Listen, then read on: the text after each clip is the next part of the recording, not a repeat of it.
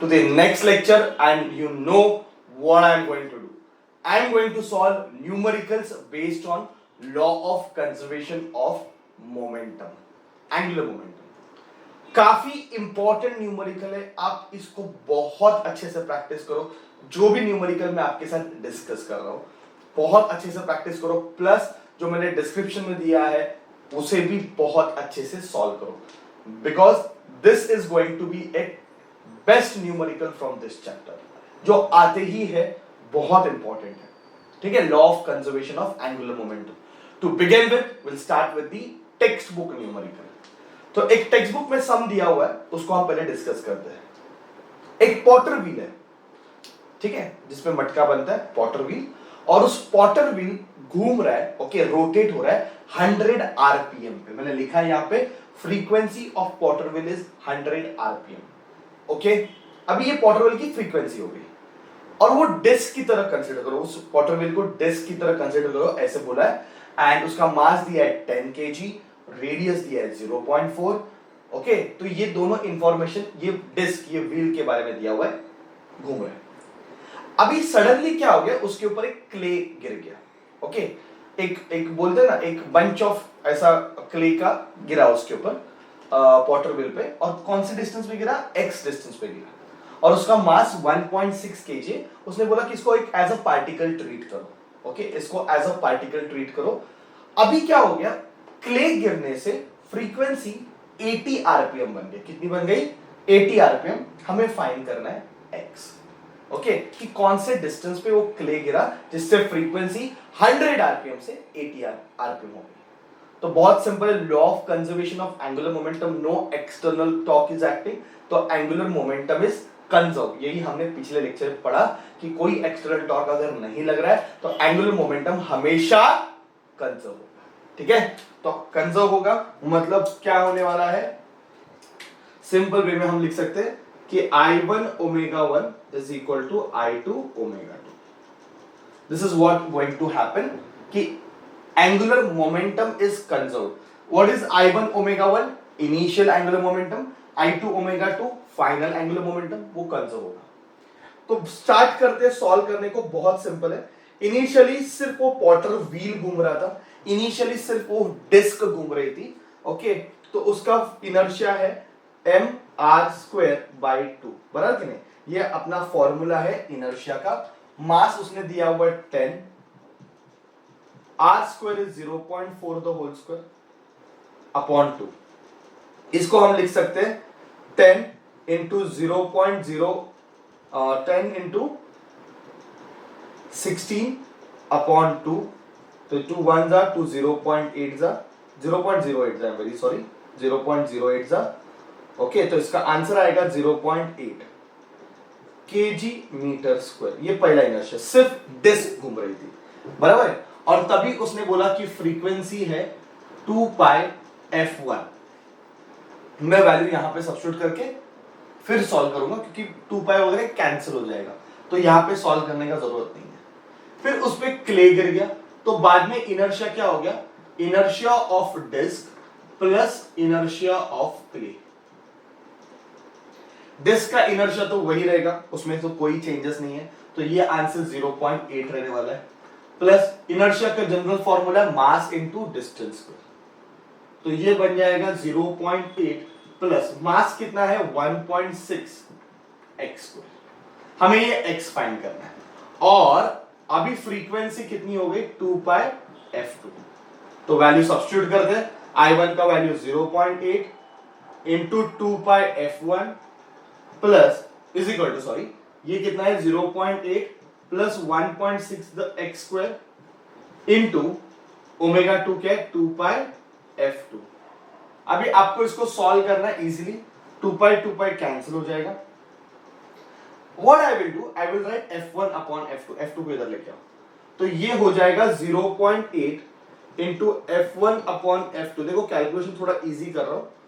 0.8 plus 1.6 x², ये बच गया, बराबर है. f1 की वैल्यू कितनी है, what is the value of f1? f1 is 100 RPM, f2 is 80 RPM. Convert मत करो, वो कैंसिल हो जाएगा आरपीएम. तो 0.8 into 100 RPM upon 80 RPM is equal to, यहां से 0.8 कॉमन निकालो, ओके, तो बचेगा 1, है ना, plus this is 2x, 0.8 into 2 is 1.6, तो ये बच गया बच्चों। ये 0.8 कैंसिल हो गया, आरपीएम कैंसिल हो गया, 0 कैंसिल हो गया, ये 5 जा, ये 4 जा, तो 5/4 is equal to 1 plus 2x², ये बच गया। Now it is very simple, अभी आप 1 को यहां पे लेके आओ, तो 5/4 minus 1 is equal to 2x², तो 1/4 इज इक्वल टू 2x², तो x², 2 को यहां पे लेके आएंगे तो 1/8 हो जाएगा, तो x की वैल्यू 1/2√2, है ना, स्क्वायर वहां पे जाएगा तो रूट होएगा, 1 का रूट 1 है, 8 का 2√2, ठीक है। इसको आपको बिना लॉग का करना है तो रैशनलाइज करो, ऊपर नीचे √2 से मल्टीप्लाई करो, तो √2 ऊपर जाएगा और नीचे 4 हो जाएगा, है ना, क्योंकि √2 से मल्टीप्लाई करोगे तो √2 into 2, that is √2 into √2 is 2, 2 2 4। √2 की वैल्यू लर्न किए रहेगी अपन ने 1.414, अगर नहीं किया है तो प्लीज लर्न करो, अपॉन 4। अभी तो एकदम सिंपल बच गया, इसका आंसर आएगा 0.3536, ओके। तो ये आंसर हमने यहाँ पे निकाला और ये आंसर मीटर में आएगा। So I think calculation is going to be very simple. ऐसे सम बहुत इंपॉर्टेंट है, ये टेक्स्ट बुक का सम है, काफी इजी सम है, ठीक है। हमने किस पे सॉल्व किया, law of conservation of angular momentum. This is angular momentum before and this is angular momentum after, दोनों सेम है। तो अलग से I1 निकाला, पहले सिर्फ डिस्क घूम रहा था, फिर उसके ऊपर क्ले गिर गया, ओके, तो दोनों का इनर्शिया क्या होएगा, ऐड हो जाएगा, ठीक है, मोमेंट ऑफ इनर्शिया। फ्रीक्वेंसी मैंने देखो स्मार्टली सॉल्व किया, बहुत इजी कैलकुलेशन से सॉल्व किया, ओके, कन्वर्जन वगैरह करके उसको डिफिकल्ट नहीं बनाया, थोड़ा स्मार्ट कैलकुलेशन करोगे तो शायद से बिना लॉग का भी कभी-कभी सॉल्व कर पाओगे, ठीक है। So now when one sum is done, I am going to give you the most super hit sum of this time for you. ये टाइप का सबसे सुपर हिट सम है, तो आप पहले ट्राई करो क्योंकि ये काफी इंपॉर्टेंट सम है। So my dear student, start solving.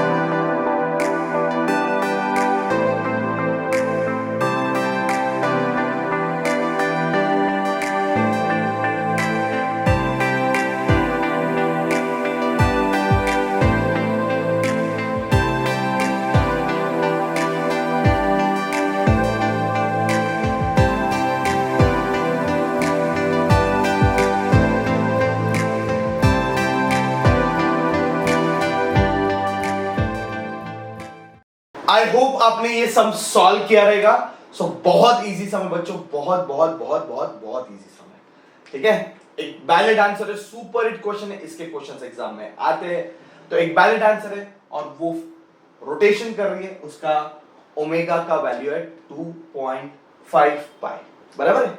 इस स्पीड से वो गोल घूम रही है, तभी उसके हाथ बाहर थे, ओके, आउटस्ट्रेच, और वो गोल घूम रही थी। पर जैसे उसने अपने हाथ अंदर ले लिए, हाथ जैसे उसने अपने फोल्ड किए, द मोमेंट वैलिड आंसर अपने हैंड्स फोल्ड कर दिए, नाउ द स्पीड और द इनर्शिया चेंजेस बाय 25%, ऐसे लिखा हुआ है, इनर्शिया चेंजेस बाय 25%। मतलब ये हुआ जैसे हाथ बाहर थे और जिसने हाथ जैसे ही अंदर ले लिए, हाथ जैसे ही फोल्ड कर दिए, इनर्शिया 25% से चेंज हुआ। बढ़ेगा कि कम होगा, तो हाथ अंदर लेने से तो डिस्ट्रीब्यूशन कम हो जाएगा, जब हाथ बाहर थे तो मास का डिस्ट्रीब्यूशन ज्यादा था, द मोमेंट हाथ अंदर ले लिया मास का डिस्ट्रीब्यूशन कम हो जाएगा, मतलब इनर्शिया कम हो जाएगा। तो इनर्शिया 25% से कम हो गया, तो माय डियर स्टूडेंट जो न्यू इनर्शिया लेगा I2 इज 75% ऑफ I1। ये बात समझा, इनर्शिया 25% से कम हो गया, इनर्शिया 25% से कम हो गया, तो नया इनर्शिया विल बी 75%, 25% से कम हो गया तो बच गया 75% ऑफ I1। तो I2 अपॉन I1 का वैल्यू कितना है, 75 अपॉन 100, परसेंटेज को फ्रैक्शन में कन्वर्ट कर दिया तो ये आया 3/4। हमें फाइंड करना है उसकी नई फ्रीक्वेंसी कितनी है, हाथ अंदर लिया तो उसकी एंगुलर फ्रीक्वेंसी कितनी रहेगी, ये हमें फाइंड करना है बच्चों। ठीक है, तो कोई प्रॉब्लम नहीं है। सबसे पहले तो I1 ओमेगा 1, ये मतलब हाथ जब स्ट्रेच किए थे, और जैसे हाथ अंदर लिया I2 omega 2। So I1 omega 1 is equal to I2 omega 2। I1, what is the value of I1 upon I2? इसको मैं एक काम कर देता हूं, इसको मैं ऐसे लिखता हूं, omega 1 upon omega 2 is equal to I2 upon I1। चलेगा क्या? ओमेगा 1 का वैल्यू दिया है 2.5 पाई, ओमेगा 2 क्या है 2 पाई f2, inertia I2 upon I1 कितना है 3/4।